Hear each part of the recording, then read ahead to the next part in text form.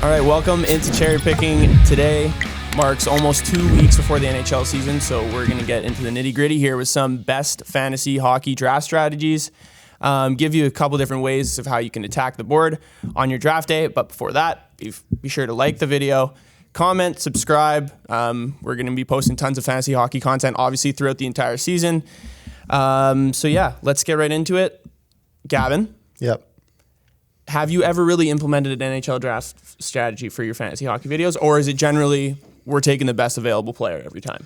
Yeah, that's the reason why I'm excited this year, Ryan, is because honestly, I'd always probably really go with best player available, and really diving into it this year. I think there's so many things that you can take advantage of. I think most people playing and drafting are just doing that best player available strategy. So yeah, I think once we get into these and break it down, I'm hoping we can help you guys win your season this year. Yeah, absolutely. That's what we're here for. So let's get into the first one. What we're talking about is the zero goalie strategy. So this is kind of just if you miss out on those first top tier goalies, or if you just prefer to take the top tier forwards in the first couple rounds, we're kind of telling you it's better options to kind of look at goalies in the later rounds. So if you miss out on, let's say, a guy like Vasilevsky, Igor Shesterkin, Saros, maybe even Sorokin if you want to include him in that category.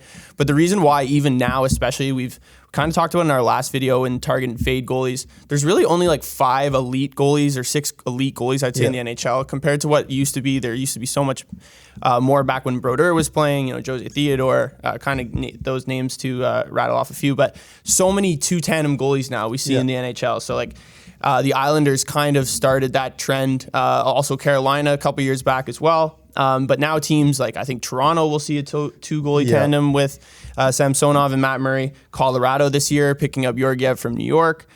Florida with Spencer Knight and Bobrovsky. Bobrovsky's a starter right now, but who knows, throughout the season they're going to be splitting time for sure. The Bruins as well. The Kings with Peterson and Quick. And then even the Devils, if you wanted to go there. Don't know if Vanacek. I don't know if I would touch the Devils. Don't know if Vanacek and Blackwood really tandem instills a ton of confidence in your fantasy team. But still, so for this strategy, Gav, like, are there certain goalies in the later rounds or tandems that you are looking at that are kind of like, okay, I want at least a piece of this, or maybe even taking like both guys? Yeah, so I really like Binnington in the 12th round. That's definitely someone I'd target if I'm implementing the zero goalie strategy, or just going with Ullmark and Swayman. I think there's a lot of potential there. I think the Bruins are going to rattle off a lot of wins. I know it's a tough division, but I think you can't really go wrong with that. Last year I had a piece of Ullmark and kind of wish I had Swayman, but I think if you target both, you'll be pretty happy. Yeah, 100%. I think even going with like a tandem like that instead of going for like a goalie, let's say, that's on like a really bad team like Arizona. Like Vejmelka's great, don't get me wrong. He's a good-looking prospect, but is he going to get a lot of wins to really make it worth it drafting him instead of having 2 guys on the Bruins or any other really 2 tandem team that are going to rack in the wins? And the reason why I think zero goalie strategy could work, in my opinion, because if you're drafting rich and forwards like really early on, so this is pretty much all the way, I would say, until like the 8th round, and then obviously spreading some defensemen in there. If it happens that a forward you draft in the 8th, 9th, or 10th round breaks out, there's very good possibility for an in-season trade as well. So that could definitely help garner interest in getting a good starter later on in the season if it ends up being that the goalies that you took later on just don't really end up working. So the goalies that I'm kind of looking at targeting as well, Gav kind of mentioned a few of them. For me, Georgiev or Cam Talbot, both are good options in the 9th, 10th round is where they're going. Binnington, he mentioned in the 12th round. I'm really high on him this year. And then we mentioned it, Ullmark or even Matt Murray is going in the 13th round. Those are 2 teams that are going to get a ton of wins this year. So that's one strategy. Another strategy that we're going to be talking about today, this one's a little bit different and it kind of goes without saying, but it's drafting rich in the dual position players. So obviously getting guys who have both center and wing ability. Leon Draisaitl is obviously the first and best example of that. Or guys who are just left wing and right wing spots. So is this something that you've done before or can get behind? Because like looking at even some of the players that have the ability to do both in the later rounds, like there's some great players as well. So if you draft your whole team with guys that are just all utility guys, you pretty much have guys that are playing every night. And there's a solid list of players, too, that you can go to. Yeah, exactly, Ryan. This is something I've always been kind of implementing, too. I know I said I did the best player available, but I've always weighted the dual position of eligibility way more. I brought up a little example here. For example, right now, going at the start of the second round, JT Miller and Panarin. Oh, yeah. I think, to me, it's a no-brainer to take JT Miller with the center and left wing eligibility over Panarin. I think a lot of people might be like, oh, it's Panarin, more just like name value, and kind of forget that JT Miller put up 99 points last year. I know. And if you can get him early second round, I think that's a steal. Yeah, no, I totally agree with that. JT Miller would be definitely one of the guys you would target if you're doing this strategy. You'd obviously start with either Draisaitl or Rantanen. Those are kind of the top two guys. And then Stamkos, even Chris Kreider has that eligibility. Landeskog as well. So taking this strategy you might miss out on some of like the top tier defensemen early on in the thing, but we'll be talking about defensemen afterwards. There are definitely some defensemen you can get afterwards as well, especially if you're getting these guys that can play multiple positions. Kind of mentioned as well. Obviously, all these guys are great trade options later on if you're dire at a different position and need something else. So I've never really implemented this strategy. This one, in my opinion, kind of also can go hand in hand with drafting the best player available, because generally these guys can be the best player available. But some of the guys later on in the draft that you're looking at who have this availability. So obviously I mentioned Draisaitl and Rantanen. JT Miller can be your second or third pick if you're lucky, if he's still there.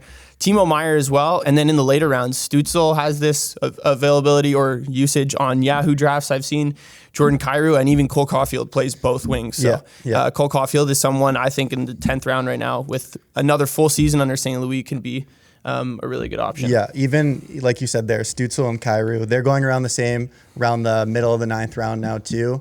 And Stützle having both center and winger eligibility, I really like that too. I think he's due for a good year.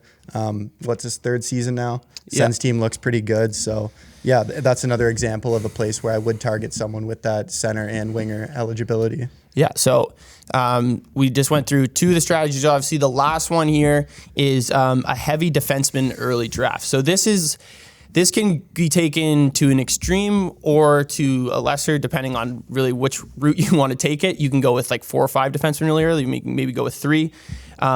For people that play fantasy football, defensemen kind of in fantasy hockey can be seen as the running backs, not too much as an extreme, but there's a lot less valuable starting defensemen who play the amount of minutes you need on the power play, the penalty kill. They kind of act as like those RB1s and RB2s. There's definitely the same light in fantasy hockey, defenseman 1s and defenseman 2s that are really valuable compared to these guys that maybe they play on the second D pair, but they don't find themselves on the PK, or they're not on either of the power play lines, something that you definitely should be paying attention to. So a heavy defenseman early strategy draft would be taking guys for sure, obviously like Makar, Yossi, or Hedman with your first pick, or even if you're lucky enough to get both 2 of those guys. I doubt it, but it's still an option. And then Adam Fox, Aaron Ekblad, or some guys that come after. So Gav, what do you think about going this route? Because personally, I don't know if I could find 4 or 5 defensemen, or let's say 4 defensemen, I would take before the 7th and 8th round and be like, oh, you know what? This is really, really worth it. I know. I think a lot of people think it's discouraging to take a D-man. They might see like an 80-point forward on the board whenever they have the chance to take a 60-point defenseman. But I honestly really like this strategy. Shout out to Drew. Nice. He was huge on this strategy, maybe even a bit extreme, but he did actually win our in-house league last year doing this strategy. But he was saying 4D before the 7th round.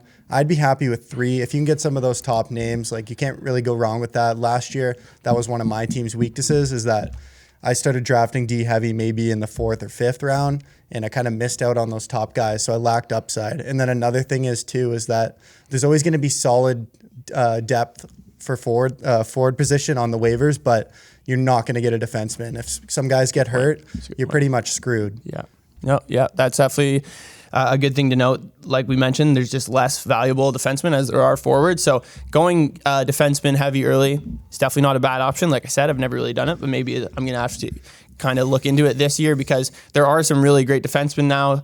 Defensemen are starting to score more points. We saw it last year with Makar and Yossi. We're a perfect example of that. And I don't think they're, like, obviously those are the top 2 guys, but I think it's starting to become a little bit more of a trend that we're seeing. So one way that this draft could look for you is you can either get Makar or Hedman as your first pick. You got to get Moritz Seider or Quinn Hughes as your second D there.